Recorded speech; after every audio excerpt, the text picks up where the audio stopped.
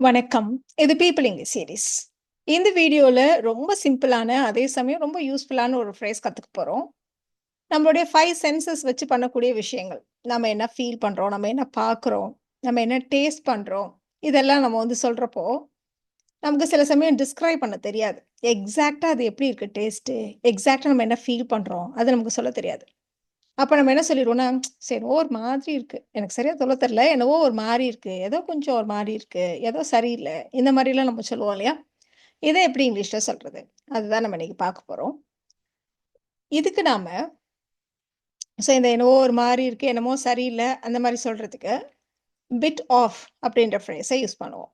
ஏதோ கொஞ்சம் சரியில்ல, இந்த மாரி சொல்றதுக்கு. உங்களுக்கு உடம்பு சரியில்லனாலும் சரி, ஒண்ண டேஸ்ட் பண்றீங்க, அந்த டேஸ்ட் சரியில்லன்னு சொல்றதுக்கா இருந்தாலும் சரி, ஸ்மெல் பண்றீங்க, என்னமோ அந்த ஸ்மெல் ஒரு மாரி நல்லா இல்ல. இந்த மாரி எது சொல்றதா இருந்தாலும், நம்ம இந்த பிட் ஆஃப்ன்ற ஃப்ரேஸ யூஸ் பண்ணுவோம். நம்ம சொன்ன மாரி நம்மளுடைய சென்சஸ யூஸ் பண்ணி பண்ற விஷயங்கள் அப்படின்றதுனால, ரொம்ப வெரைட்டியா நம்ம வெர்ப்ஸ் யூஸ் பண்ணுவோம்னு சொல்ல முடியாது. நம்ம சொல்ற மாதிரி என்ன ஃபீல் பண்றோம், என்ன ஸ்மெல் பண்ணோம், என்ன டேஸ்ட் பண்ணோம், பார்க்கறதுக்கு எப்படி இருந்துச்சு, நமக்கு என்ன தோணுனுச்சு. இந்த மாதிரி வார்த்தைகளோட தான் அந்த பிட் ஆஃப ஜெனரலா வச்சு நம்ம சொல்லுவோம். அந்த மாரி எக்ஸாம்பிள் சென்டென்சஸ் தான் நம்ம பார்க்க போறோம். ரொம்ப சிம்பிளான ஒரு எக்ஸாம்பிள்லேருந்து ஸ்டார்ட் பண்ணலாம். ஒருத்தவங்க பேசுறப்ப நமக்கு ஒரு டிஃபரெண்ட்டா ஃபீல் ஆகும். அவன் தொனியே சரியில்ல. ஒரு மாதிரி பேசினான்ல, அப்படின்னு நம்ம சொல்லப் போறோம். பாஸ்ட்ல ஒருத்தவங்க பேசின விதம் சரியில்ல, அப்படின்னு நம்ம சொல்லப் போறோம். அவன் தொனியே his tone was a bit off. His tone was a bit off. என்னமோ சரியில்ல, என்னமோ வித்தியாசமா பேசினான். இப்படி நம்ம சொல்றோம். இப்ப இதே மாதிரி இன்னொரு சிம்பிளான எக்ஸாம்பிள் கூட எடுத்துக்கலாம். என்னன்னு நம்ம ஸ்பெசிஃபிக்கா சொல்லல. ஜெனரலா நம்ம சொல்றோம். என்னவோ சரியில்லாம இருக்கு. ஆனா என்னன்னு எனக்கு சரியா தெரியல. பட் எனக்கு என்னவோ அப்படிதான் தோணுது. எப்படி நாம சொல்லப் போறோம். என்னவோ சரியில்லாம இருக்கு. எனக்கு என்னவோ அப்படிதான் தோணுது. எனக்கு என்னவோ அப்படிங்கிறப்ப எனக்கு. மத்தவங்கள பத்தி எனக்கு தெரியல. பட் எனக்கு என்னவோ அப்படி தோணுது. இப்படி நாம சொல்லப் போறோம். என்னவோ சரியில்லாம இருக்குங்கிறத நம்ம ஜெனரலா எப்படி சொல்லுவோம்? சம்திங் இஸ் நாட் ரைட் அப்படின்னு சொல்லுவோம் இல்லையா? அது தப்பா அப்படின்னா கண்டிப்பா இல்ல. நீங்க தாராளமா அப்படின்னு சொல்லலாம். நம்ம சொன்ன மாரி என்னவோ சரியில்லாம இருக்குன்னு சொல்றது ஒரு விதம் அப்படின்னா, ஏதோ ஒரு மாதிரி இருக்கு. அப்படி சொல்றது. என்னமோ கொஞ்சம் ஒரு மாதிரி இருக்கு. இந்த மாரிலாம் டிஃபரெண்ட் வார்த்தைகள சொல்லி யூஸ் பண்ணி நம்ம எக்ஸ்ப்ளைன் பண்றோம். எக்ஸ்பிரஸ் பண்றோம் இல்லையா? அந்த மாதிரி இது ஒரு விதம் அவ்வளோதான்.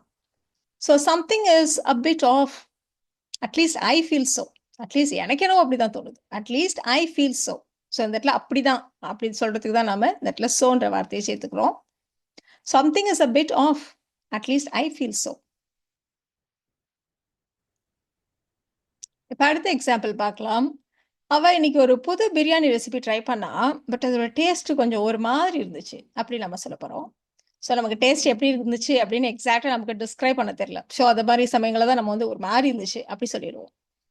இந்த இடத்துல the taste was not right அப்படின்னு சொன்னா நல்லா இல்ல இல்லையா? இந்த மாரி இடங்கள்ல இந்த பிட் ஆஃப்ன்றது இன்னுமே சூட்டபிளா இருக்கும். அவ இன்னைக்கு ஒரு புது பிரியாணி ரெசிபி இல்லன்னா ஒரு ஸ்பெசிஃபிக்கா ஒரு பர்ட்டிகுலர் பிரியாணி ரெசிபி அவ ட்ரை பண்ணா அப்படி நம்ம சொல்லலாம்.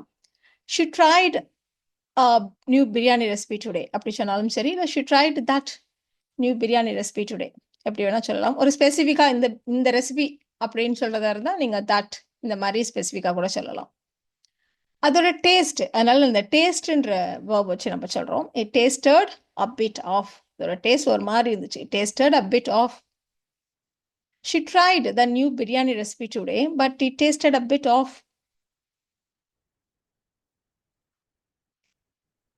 2 நாளா, கடந்த 2 நாட்களாக வானிலை ஒரு மாதிரி இருக்குல்ல, ஒரு மாரி புழுக்கமா இருக்குல்ல. இப்படிதான் நம்ம சொல்லப் போறோம். பாஸ்ட்ல 2 நாளைக்கு முன்னாடி ஸ்டார்ட் பண்ணி அப்பயிலேருந்து இப்போ வரைக்கும் அப்படின்றதுனால நம்ம யூசுவலா பிரசன்ட் பெர்ஃபெக்ட் கன்டினியூஸ் டென்ஸ் எப்படி யூஸ் பண்ணுவோம். இந்த இடத்துல நம்ம வெதர் பத்தி பேசுறோம். த வெதர் சிங்குலர்ன்றதுனால ஹாஸ் பீன். வெர்ப் இருந்ததானா வெர்ப் பிளஸ் ஐஎன்ஜின்னு போட்டிருப்போம். இந்த இடத்துல வெர்ப் எல்லாம் எதுவும் இல்ல. அப்படியே இந்த பிட் ஆஃப்ன்ற ஃப்ரேஸ் இந்த இடத்துல சேர்த்துக்க வேண்டியதுதான். The weather has been a bit off. எப்பயிலேருந்து கடந்த 2 நாட்களாக.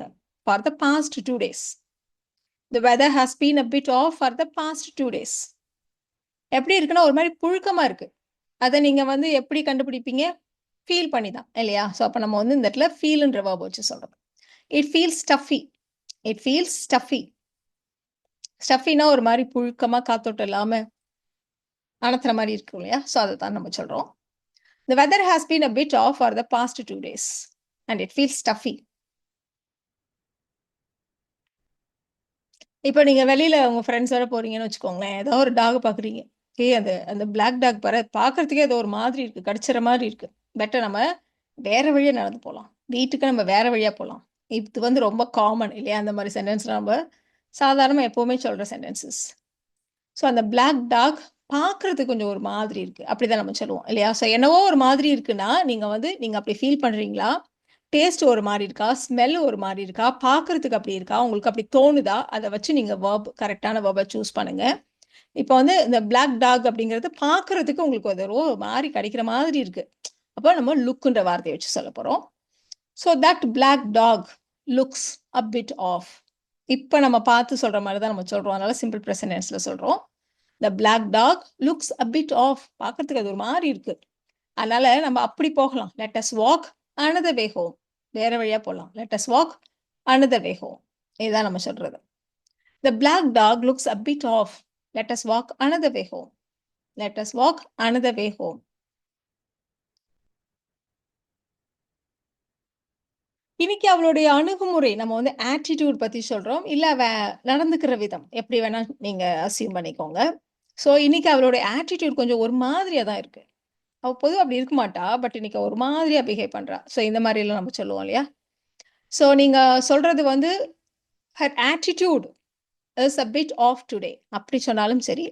இல்ல அவ நடந்துக்கிறா. She is acting a bit off today அப்படி சொன்னாலும் சரி. ஸோ அந்த இடத்துல ஆக்டிங்னா நடிக்கிறா அப்படி அர்த்தம் இல்ல. அவளோட ஆக்டிவிட்டி அதுதான் நம்ம அப்படி மீன் பண்றோம். She is acting a bit off today. That's not like her. வழக்கமா அப்படி இருக்க மாட்டா. That is not like her. She is acting a bit off today.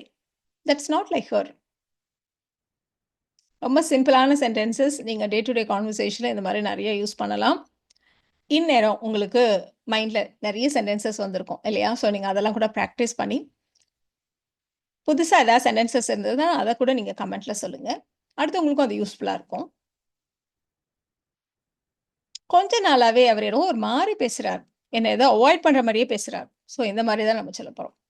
So சமீப காலமாக, ரீசென்ட்லி, லேட்லி இதெல்லாம் நம்ம சொல்லலாம். ஸோ இந்த வார்த்தைய யூஸ் பண்றப்போ ஸ்பெசிஃபிக்கா நாம பிரசன்ட் பெர்ஃபெக்ட் டென்ஸ யூஸ் பண்ணுவோம். ஸோ அதான் நம்ம யூஸ் பண்ண போறோம். ஸோ அவர் என்னமோ ஒரு மாரி பேசுறார். பிரசன்ட் பெர்ஃபெக்ட் கன்டினியூஸ் டென்ஸ யூஸ் பண்றோம். She has been speaking a bit off lately. She has been speaking a bit off lately. ஏதோ என்ன அவாய்ட் பண்ற மாரி. She was avoiding me. She was avoiding me. அந்த மாதிரி அப்படின்னு சொல்றதுக்கு ஒரு லைக்க நம்ம சேர்த்துக்கலாம்.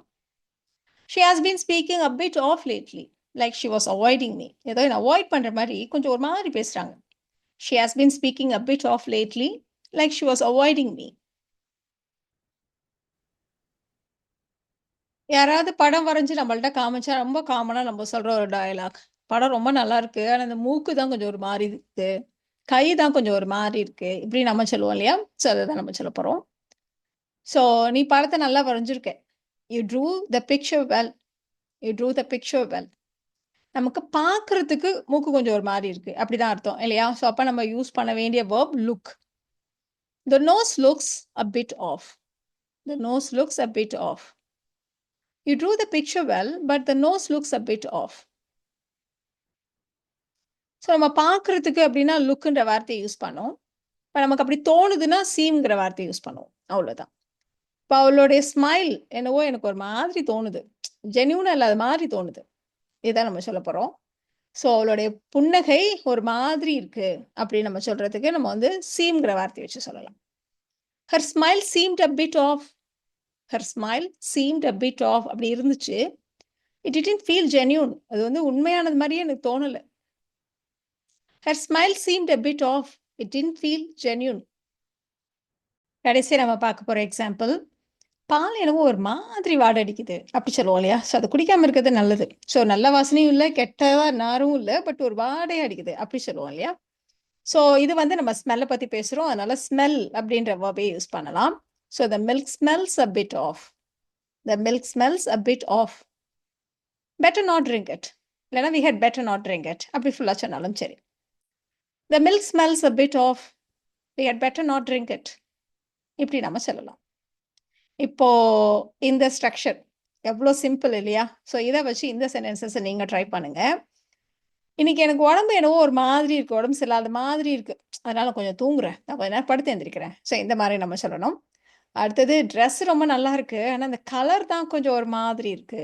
இப்படி சொல்லணும். உன்னோட ஸ்டோரி ரொம்ப நல்லா இருக்கு. ஆனா அதோட எண்டிங் அதுதான் கொஞ்சம் ஒரு மாரி இருக்கு. இப்படி நம்ம சொல்லப் போறோம். ஸோ ஆஃப் கோர்ஸ் 3 சென்டென்ஸ் வந்து பாஸ்ட் டென்ஸ்ல. உன் கதை ரொம்ப நல்லா இருந்துச்சு. ஆனா அதோட முடிவு தான் கொஞ்சம் ஒரு மாரி இருந்துச்சு. இப்படி நீங்க சொல்லணும். ஸோ இந்த சென்டென்சஸ நீங்க வீடியோவ பாஸ் பண்ணிட்டு ட்ரை பண்ணுங்க. அடுத்த ஸ்லைட்லயே நீங்க ஆன்சர்ஸ செக் பண்ணிக்கலாம். ஸோ இது இல்லாம நீங்க ஓனா ஃப்ரேம் பண்ண ஒரு சென்டென்ஸ நீங்க கமெண்ட்ல சொல்லுங்க. ஏன்னா நீங்க சொல்ற ஒரு சென்டென்ஸ் மத்தவங்களுக்கு யூஸ்ஃபுல்லா இருக்கலாம்.